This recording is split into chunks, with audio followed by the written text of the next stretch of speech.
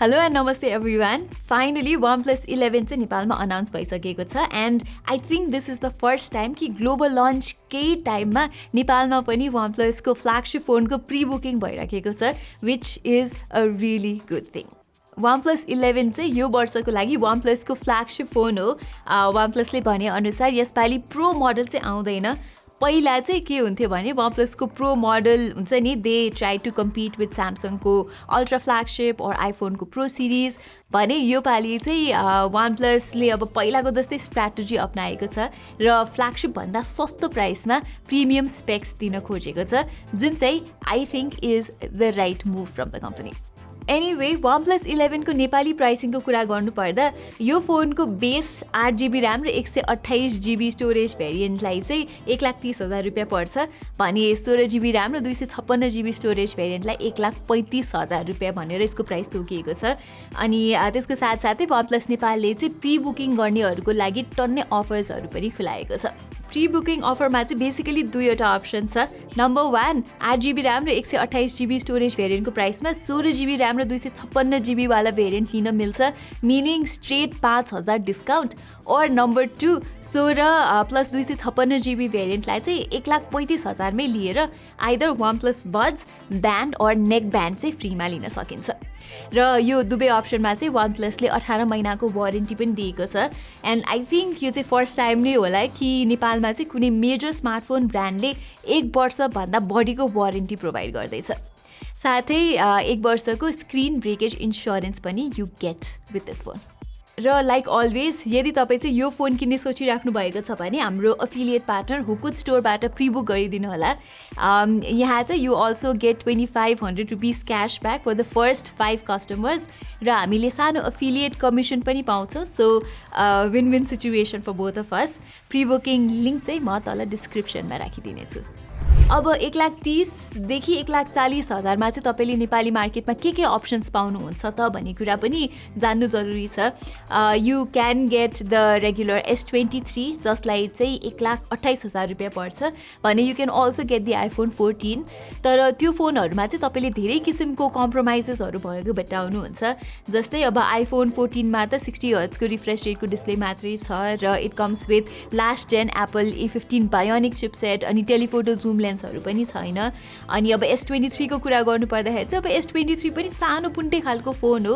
Battery त्यस्तो ठुलो छैन र जेनरली धेरै जनालाई चाहिँ अब ठुलो साइजको फोन मन पर्छ. So it might not be ideal for everyone. र फेरि साइज बढ्ने बित्तिकै प्राइस पनि बढेर जान्छ के त्यो फोनहरुको चाहिँ. जस्तै iPhone 14 प्लसलाई चाहिँ 1,74,000 रुपियाँ पर्छ भने S23 प्लसलाई 1,52,000 रुपियाँ पर्छ. र this is where I think OnePlus has a key role to play किनभने 1,30,000 मा चाहिँ तपाईले यो फोनमा Snapdragon 8 Gen 2 चिपसेट पाउनुहुन्छ.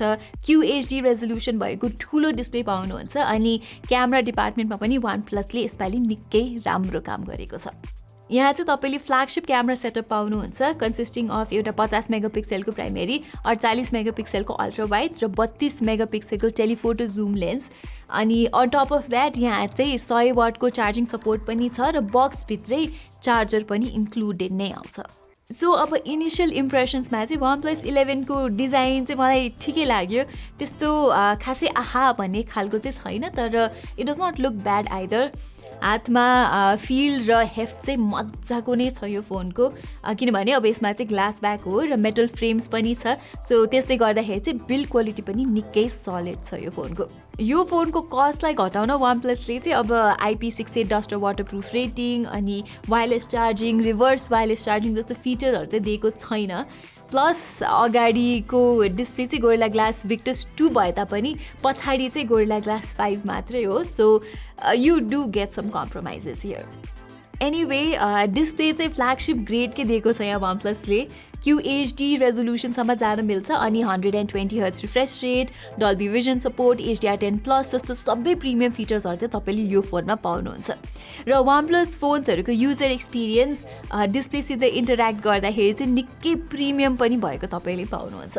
अब OnePlus फोन्सहरूको सफ्टवेयर चाहिँ ओप्पोको कलर OS जस्तै भइसक्यो भनेर धेरैले कम्प्लेन गरिरहेको पाइन्छ तर जति जे भने पनि अप्टिमाइजेसन र UI UX को मामलामा चाहिँ OnePlus अगाडि नै छ सो युजर एक्सपिरियन्सको एस्पेक्टमा चाहिँ it's a solid A+.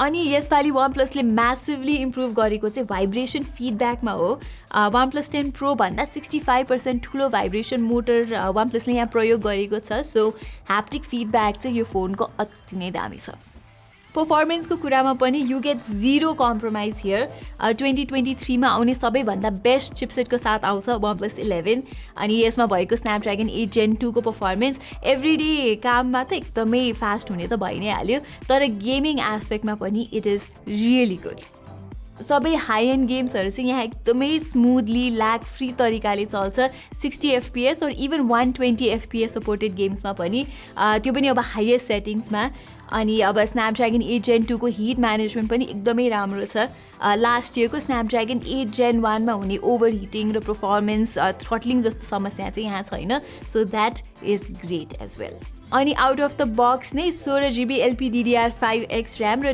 256GB UFS 4.0 स्टोरेजका साथ आउँछ यो फोन सो इभन अब 3-4 वर्षपछि पनि this phone will not slow down त्यसै गरी अब 3-4 वर्ष भन्दा मलाई याद आयो OnePlus 11 मा चाहिँ OnePlusले अहिलेसम्मकै highest number of software updates दिने भएको छ पहिला चाहिँ 3 वर्षको मात्र मेजर OS अपडेट्स आउँथ्यो OnePlusको फ्ल्यागशिप फोन्सहरूमा भने कम्पनीले चाहिँ यसपालि स्यामसङ जस्तै 4 वर्षको एन्ड्रोइड र 5 वर्षको सिक्युरिटी प्याचेस दिने भएको छ So to put that into context, out of the box say OnePlus 11 मा लेटेस्ट Android 13 छ र Android 17 सम्मको अपडेट चाहिँ तपाईले यो फोनमा पाउनुहुन्छ सो यो फोनको लाइफ साइकल पनि राम्रो छ अब आयो क्यामेराको कुरा क्यामेरा चाहिँ मैले त्यस्तो धेरै टेस्ट गरेको छैन एक दिन मात्र भयो OnePlus 11 चलाएको तर म के भन्न सक्छु भने यसको क्यामेरा चाहिँ अब definitely Galaxy S23 Ultra or iPhone 14 Pro Max जतिको चाहिँ छैन तर अब जस्तो सुकै लाइटिङ कन्डिसनमा पनि तपाईले OnePlus 11 बाट चाहिँ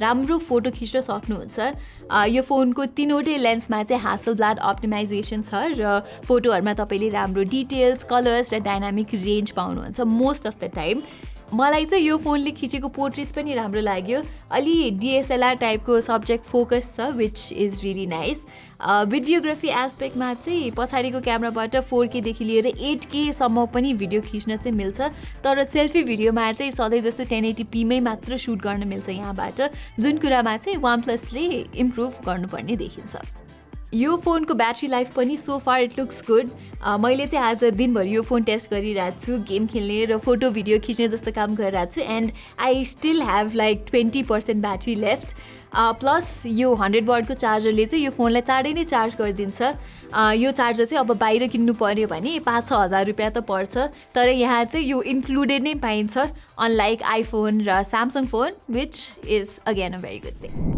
सो मेरो एक दिनको युसेजलाई समराइज गर्नु पर्दा द OnePlus 11 लुक्स लाइक एउटा ब्यालेन्स्ड फ्ल्यागशिप फोन पहिलाको OnePlusको भाइ बाहिर छ मलाई किलर फ्ल्यागशिप टाइपको अफकोर्स OnePlusको फोन्सहरू अझै पनि नेपालमा अलि महँगो नै छन् सिधै इन्डियाको प्राइससँग दाज्ने हो भने त धेरै नै फरक निस्किन्छ सो OnePlus 11 लाई चाहिँ एक्ज्याक्टली भ्याल्यु फर मनी चाहिँ भन्न सकिँदैन तर अब कम्पनीले चाहिँ राम्रो कुरा गरेको भनेको चाहिँ प्री बुकिङमा राम्रो अफरहरू ल्याएको छ र प्री बुक गर्दाखेरि चाहिँ तपाईहरुले धेरै बेनिफिट पनि पाउनुहुन्छ वारेन्टीदेखि लिएर ब्रेकेज इन्स्योरेन्स क्याशब्याक सबै छ एनीवे यो फोन चाहिँ मैले राम्रोसँग टेस्ट गर्नै बाँकी छ सो मेरो फुल रिभ्यूमा चाहिँ म तपाईलाई सबै जानकारी दिने नै छु सो हाम्रो च्यानललाई सब्स्क्राइब गरेर त्यो नोटिफिकेसन्स आइकन चाहिँ थिच्नु होला so that you don't miss out on that video यति भन्दै म प्रतिमालाई बिदा दिनुहोस् धन्यवाद